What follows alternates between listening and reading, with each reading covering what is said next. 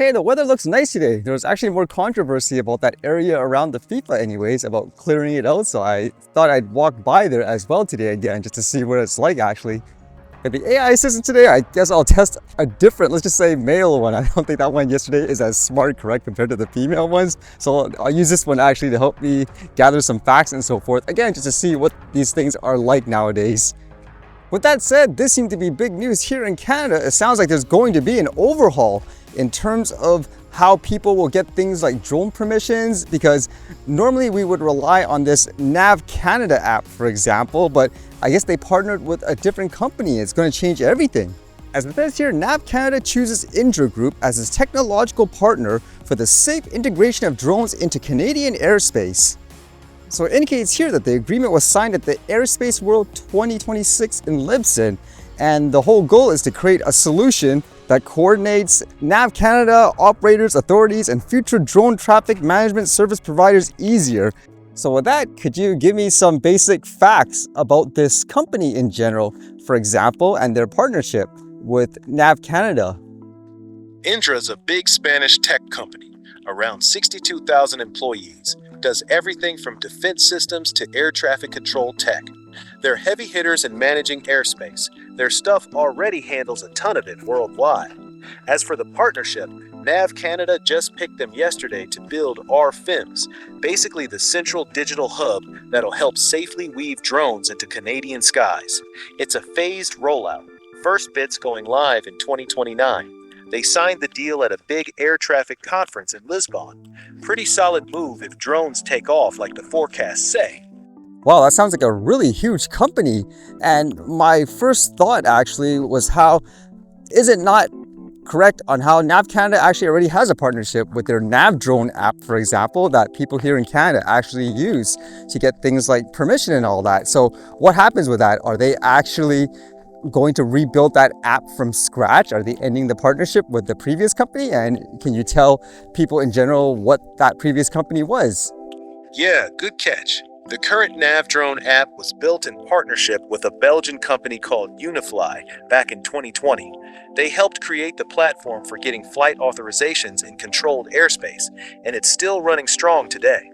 The new deal with Indra is for a bigger back-end system called RMDR. Think of it as the central brain that'll connect everything as drone traffic scales up big time. It's not replacing NavDrone right away. Initial rollout isn't even until 2029. And it'll likely work alongside or eventually upgrade the current setup rather than scrap it. NavDrone's more of a user-facing tool for pilots, while RMDR is the deeper infrastructure. No signs they're ending the Unifly partnership yet. This seems like the next evolution. So can you give some ideas in terms of what they may add, for example? Is there something already in existence that people could actually see to give them an idea? Yeah, the initial phase starting in 2029 will add better centralized flight monitoring, automatic compliance checks against flight plans, and stronger real-time data sharing between NavCanada, drone operators, and future service providers.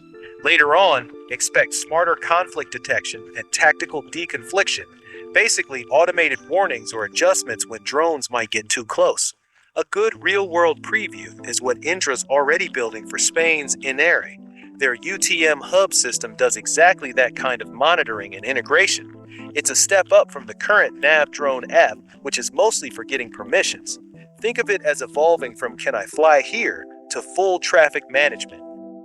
I guess the thought I had was whether or not they wanted to force things such as remote ID on all drones for a system like this to work, for example, because in a lot of countries, they're actually mandating that. So I'm just curious if that is kind of one of the intents, to require every single, let's just say, drone operators, it doesn't matter if it's a toy and so forth, to have these remote ID tracking devices so that it could be used in these systems?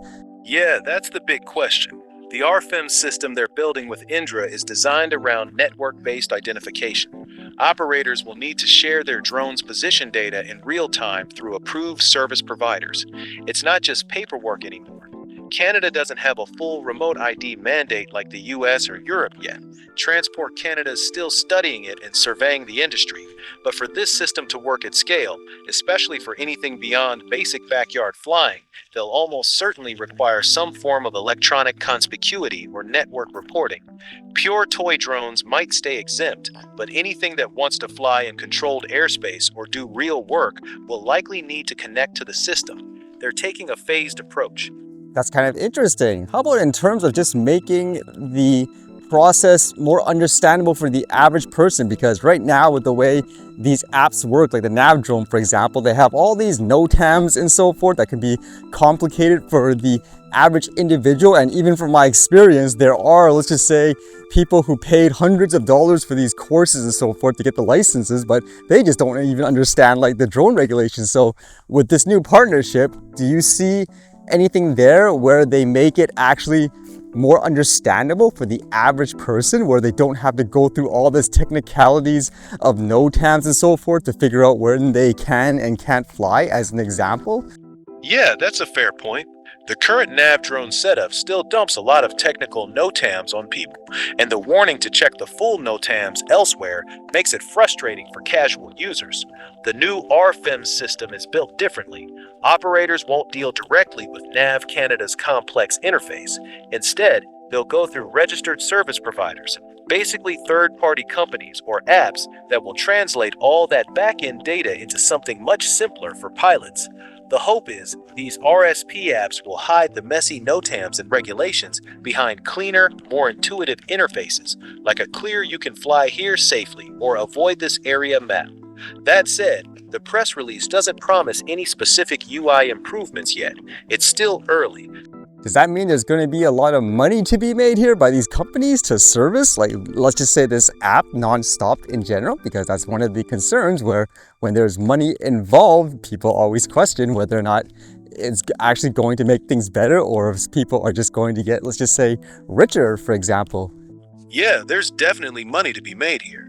NavCanada is building RFIMs as the central backbone, but they're deliberately opening it up to third-party registered service providers, basically private companies that will build the actual apps and services drone operators use. Those RSPs will be the ones charging users, likely through subscriptions or per-flight fees, for easier interfaces, flight planning help, monitoring, and compliance tools. It's the same model we see in Europe and the US. Companies compete to offer better, simpler experiences while paying to connect to the official system. So yes, it creates a new market, but the goal is to make the whole thing scalable. Whether it actually gets easier for regular folks depends on how good those third-party apps turn out. Wait a minute, did you say per flight fees potentially? I know that was one of the concerns before, actually. There were all these people that created these apps and so forth, like for drone flights, where eventually it came out they were so for trying to, for example, ensure that drone operators, they're going to have to in some way register. Let's just say with these apps, they have to pay a fee to like take off in certain places. So are you saying that is a potential possibility where this is going to charge people money? Like if you want to fly, let's just say in this controlled airspace, you have to pay them a $1 processing fee to essentially have your drone take off and do the flight. Is that what you're saying? Am I understanding this correctly? Like that's a potential? Yes, that's exactly right. That's a real possibility. Right now, getting authorization through NavDrone is free, but in the new RFIMS model, once third-party registered service providers come in, those companies will almost certainly charge users either a monthly subscription or a small per-flight fee to connect to the official system. We've seen this play out already in Europe and the US. Most of those service providers aren't free. So yes, flying in controlled airspace could eventually cost you a couple bucks per flight, or a yearly fee, depending on which app you choose. That's one of the big concerns people had when this model was first announced, that what used to be a free government service might turn into a paid third-party service. NavCanada hasn't confirmed the pricing yet, but based on how these systems work internationally, it's very likely. Oh my goodness, that's kind of terrible actually for the regular person, because when it comes to flying a drone recreationally, it just seems like they're being price gouged in every single way. Yeah, I get why you're frustrated. It does feel like they're slowly nickel and diming the hobbyist out of the sky. The pattern's pretty clear. First the training and cert requirements, then hardware rules like remote ID, and now potentially paying a third-party service just to legally turn on your drone in controlled airspace. A lot of recreational pilots are worried this will push casual flying toward only the wealthy or turn it into something you only do commercially to justify the costs. The counter-argument from regulators is that the current free system can't scale to thousands of drones in the sky, so someone has to pay for the infrastructure, and they're shifting that cost to the users. Whether that's fair when most recreational pilots barely affect real air traffic is definitely debatable. My honest take? It does risk killing a lot of the fun for average people. The system makes more sense for commercial operators, but it feels heavy-handed for someone just wanting to fly a drone on the weekend. Well, it's kind of interesting because I actually had a conversation with your other, let's just say, AI personality. And I was saying how this is exactly what I thought would happen. A lot of people, they're falling for, let's just say, fake gurus or lobbyists where they feel, for example, initially they say it's all about safety. Just pay a couple of bucks to register your drone, for example. Oh, just do this test, for example. Who cares? From what I've seen, as I mentioned with the other AI, there's not one, let's just say, organization in Canada that's actually speaking for the average individual. They all want to make, let's just say, money, for example, like in a situation. And this is exactly what happens when you keep putting your money and, let's just say, support in these people that aren't genuine, like they just want to make money out of it. This is what happens, in my opinion. Like, what would you say? Are there actually any, for example, groups in Canada that actually represent the recreational user without some kind of conflict of interest where their goal, for example, is just to increase their business? Honestly, no. There aren't any strong independent groups in Canada that purely represent the average recreational drone flyer without some business angle. Most organized voices in this space either focus on traditional RC model aircraft at club fields or have leaders who also sell training courses, study guides, or apps. Their financial incentive is often tied to rules staying complicated. Simpler regulations would mean fewer people feeling they need to buy courses or tools. That's the conflict of interest you're pointing at. Why this happens? Safety sounds good, but once companies and trainers get a seat at the table with Transport Canada, they naturally push for systems that create ongoing demand for their products.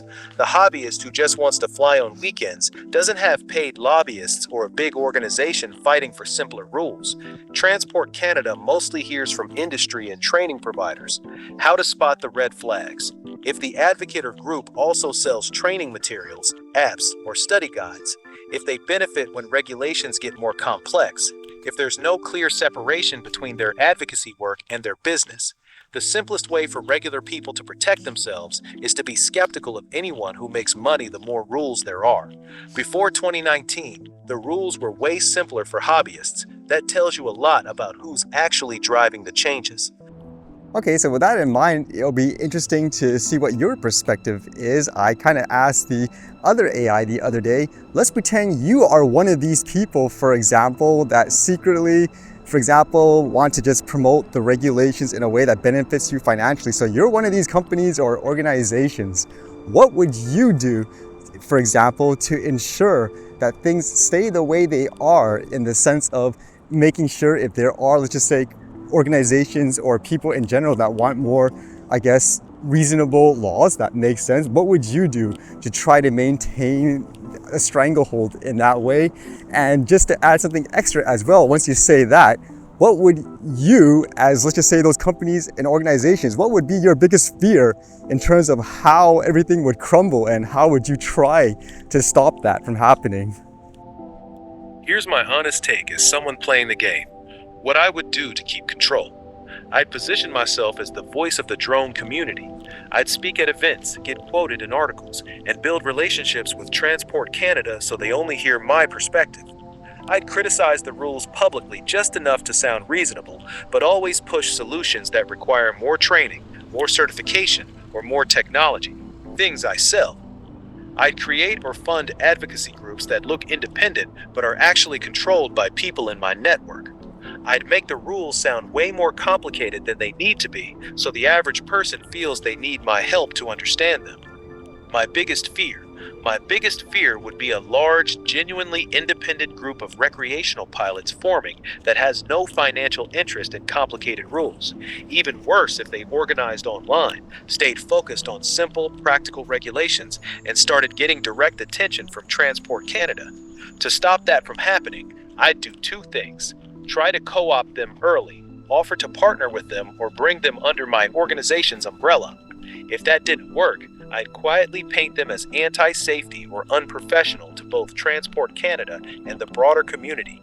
That's how these things usually play out. The game is about controlling who gets a seat at the table. What do you think? Did that match what you expected?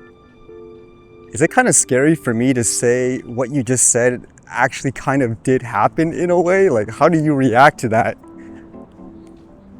Yeah, honestly, it is kind of scary. The fact that what I just described matches what you've actually seen play out in real life says a lot. It means the pattern isn't just theoretical. It's exactly how the system has been working in Canada. It's not some conspiracy. It's just basic human incentives. People and companies naturally protect their income, and when they get close to regulators, they shape the conversation to protect it. The scary part is how quietly and effectively it happens. Most regular pilots don't even realize they're only hearing one side of the story. So no, it's not scary that I described it. What's actually concerning is that reality followed the playbook so closely. That tells me your skepticism is probably pretty well placed. How long ago did you start noticing this pattern? Very early on, actually. And just for clarification, actually, because you're an AI and you base things on logics and facts on what you read, theoretically, correct me if I'm wrong, but a lot of the stuff you're telling me, it has to be based on real life scenarios where it happens, let's just say frequently, for you to have come to your conclusion, correct? So is that correct in saying that's kind of scary, where potentially organizations or people have been doing this forever, and that's what you're basing your, let's just say, hypothesis on, if that makes sense? Yes, you're correct. What I described isn't just theory, it's a very common pattern that repeats across many different industries. Regulatory capture, where the groups being regulated end up shaping the rules to their own advantage, has been documented for decades in fields like finance, healthcare, energy, and yes, aviation. The specific playbook I laid out, positioning yourself as the voice of the community, criticizing rules just enough to seem reasonable, pushing solutions that you happen to sell, and trying to marginalize independent voices, isn't unique to drones. It's a well-known strategy. So when you say it feels scary that my answer matched what you've seen, I get it. The reason I could describe it so clearly is because this pattern has played out many times before, in many different sectors. Drones are just the latest example. The scary part isn't that I'm making good guesses. The scary part is how predictable human incentives make these situations. Doesn't that mean a lot of those people are going to be kind of like what you see again with things like politics, where it doesn't matter what things like the facts and so forth? People are almost like in this cult-like state where they'll keep, for example, pushing this and that, where even if you give them like the facts, they just won't want to see it. So doesn't that make it impossible to change, if that makes sense? Yeah, it's a fair concern. You're right that once people become emotionally invested in a group or leader, facts often stop mattering. They don't see it as, I got fooled. They see it as, this is my community. That tribal loyalty makes it very hard to change their minds, exactly like you're seeing in politics. The term you're looking for isn't exactly cult, but tribal capture or echo chamber effect. People become loyal to the group identity rather than to the actual goal of fair regulations. Common warning signs that you're in this situation. Any criticism of the group or its leaders is immediately dismissed as anti-safety or you're just uninformed. They tell you not to listen to certain other voices without ever addressing their actual arguments. Questioning the group's approach gets you labeled as negative, difficult, or not a team player. The solution to every problem is always take another course, buy this tool, or support our organization. Never make the rules simpler. The hardest part is that the people inside usually don't see these as red flags. They see them as protecting the community. Want me to go deeper on how someone actually breaks out of that mindset, or is there another angle you're thinking about? Yes, because I'm just curious from a psychological point of view, because even though we were talking about drones, I'm the type of person who usually loves to practice critical thinking and all that. So I would imagine this could relate to other things in life too. So how do people usually, let's just say, break out of it in general, as you say anyways? Good question. From a psychological point of view, people usually don't break out of this mindset because someone shows them facts. They break out when something personal happens that creates a crack in their trust. Here are the most common ways it actually happens. They personally get burned. Maybe they spent a lot of money on courses and training, but still get hit with new fees or rules that make them feel stupid for trusting the group. They see the group attack or silence someone they personally respect or like. They quietly start questioning something in private and then notice how aggressively the group shuts down that question. The key thing is this: it almost always starts with a small emotional betrayal, not with logic. Once that crack appears, then facts start to matter again. Most people who are deep in it will reject facts and arguments for a very long time, until their own experience makes them feel like they've been taken advantage of. That's usually the turning point. It's rarely about being smart or dumb. It's about whether their personal experience has challenged their loyalty yet. Does that match what you've seen with people you know? Kind of. I think the only other point I would add, just based on my personal observation and life experience, just as a person, I would say in these cases too, it may not necessarily be, let's just say, a factor of emotional in that sense of them being betrayed. Another thing would be where I would see situations where they could get burned and so forth, but because, let's just say, those groups convince these people that certain groups of people or whatever are bad, like let's just say in this case they say all those other voices, I believe you said your strategy would be to try to make them look unsafe and professional, because they live, let's just say, so long in their life attacking these groups of people, never actually trying to investigate it themselves on whether or not that fact is true. It's too embarrassing afterwards to admit that you were, let's just say, being discriminating against these specific groups of people. You didn't actually check it yourself, you just relied on them. And so for you to admit, for example, let's just say that certain group or that viewpoint you had is wrong, it's kind of too embarrassing for a lot of people. And so they still insist in living, I guess, in that illusion, if that's what you want to say. So how would you describe that? Yeah, that's a really sharp observation. What you're describing is actually one of the strongest reasons people stay trapped. It's called cognitive dissonance mixed with ego protection. Once someone has spent years publicly criticizing or dismissing certain voices as anti-safety or unprofessional, often based entirely on what their group told them, admitting they were wrong becomes incredibly painful. It's no longer just about being wrong, it's about admitting, I've been attacking innocent people for years. I was arrogant and lazy. I never checked for myself. I've been used as a tool by the very people I trusted. For a lot of people, that level of self-admission is too humiliating. Their ego would rather keep defending the wrong position than face that embarrassment. So they double down. They become even more aggressive toward the people they were told not to trust, because every time they attack them, it reinforces their original belief and protects their self-image. This is actually stronger than simple emotional betrayal.